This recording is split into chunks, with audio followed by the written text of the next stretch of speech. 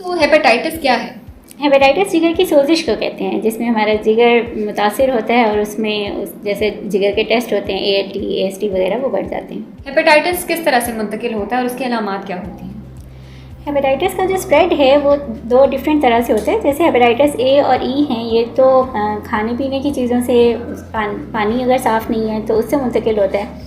और जो hepatitis B और C हैं, हेपेटाइटिस B और C ज़्यादातर खून के मुंतकिली से, जैसे कि किसी इन्फेक्टेड पेशेंट का ब्लड कांटेक्ट हुआ है आपसे ड्यूरिंग में भी, कोई इंस्ट्रूमेंटेशन से हो सकता है, लाइक डेंटल प्रोसीजर्स हैं, सर्जरीज़ हैं, या इवन इंजेक्शन लगाने से जो नई सिरिंजेस यूज़ नहीं होती, अगर यूज्ड इंस्ट्रूमेंट्स यूज़ किए जाएँ तो उनसे हो सकता है।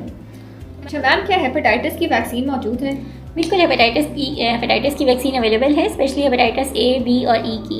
और इसमें जो सबसे इंपॉर्टेंट है वो हेपेटाइटिस B की वैक्सीनेशन होती है, जो कि ऑल हेल्थ केयर वर्कर्स को, मेडिकल स्टूडेंट्स को ज़रूर लगवानी चाहिए, क्योंकि पेशेंट से रिस्क होता है कि डॉक्टर को, हेल्थ केयर वर्कर्स को शिफ्ट हो जाए, हेपेटाइटिस ट्रांसमिट हो सकता है। और इसकी हेपेटाइटिस B की जो वैक्सीनेशन है, इसका आउटकम भी बहुत अच्छा है कि अगर आप एक दफ़ा वैक्सीनेशन करवा लेते हैं, जो 3 डोजेज़ होती हैं मेनली, और उसके बाद आपको लाइफ लॉन्ग प्रोटेक्शन मिलती है इससे। क्या हेपेटाइटिस से बचाव मुमकिन है?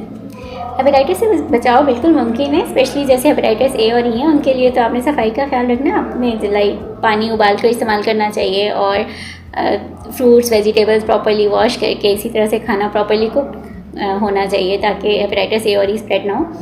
और जो हेपेटाइटिस B और C है, उनके लिए यही ख्याल रखना होता है कि अगर आप कोई इंस्ट्रूमेंट यूज़ कर रहे हैं, या अगर आप किसी बार्बर के पास जा रहे हैं पार्लर्स वगैरह में, तो इंस्ट्रूमेंट साफ़ होने चाहिए। कोई सीज़र है, इसी तरह से आपने कोई इंजेक्शन लगवाना है तो उसमें सिरिंजेस नहीं यूज़ होनी चाहिए, और कोई डेंटल प्रोसीजर्स करवाने हैं या सर्जरीज करवानी है तो किसी ऐसी जगह पे हों जहाँ पे इंस्ट्रूमेंट्स प्रॉपर्ली डिसइंफेक्ट या स्टेलाइज होते हैं। मैम, अगर हेपेटाइटिस का इलाज ना कराया जाए तो क्या पेचीदगियाँ हो सकती हैं?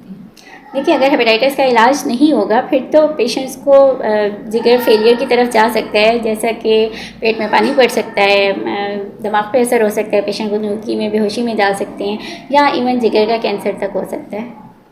बहुत शुक्रिया मैम।